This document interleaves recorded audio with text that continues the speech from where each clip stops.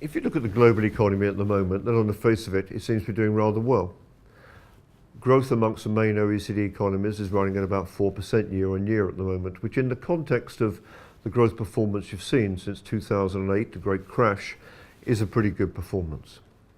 The problem is that within that reasonably healthy growth, you're seeing a large amount of divergence of growth between various economies.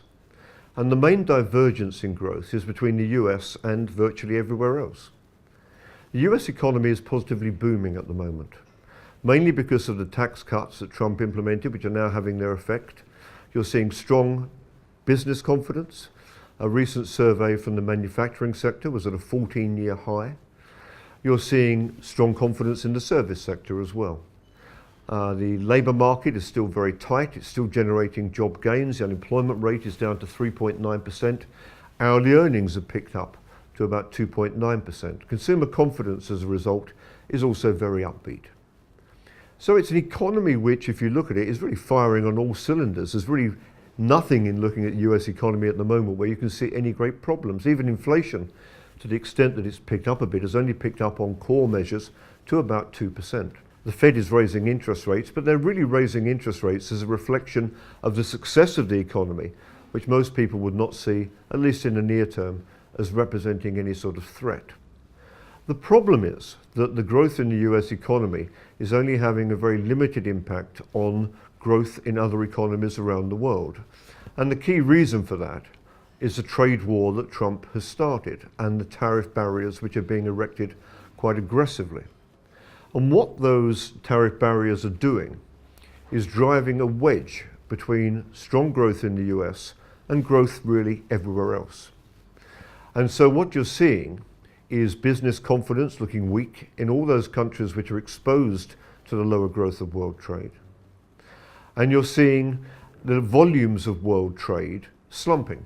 And most recent indicators would suggest that growth of world trade at the moment is stagnant.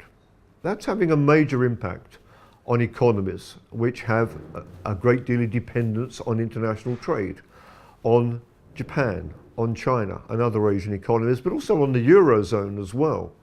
And so you've seen a sharp slowdown in growth in the Eurozone this year. You're seeing weak growth in Japan and doubts about growth in China, although the official figures still are reassuring to the extent they can be believed.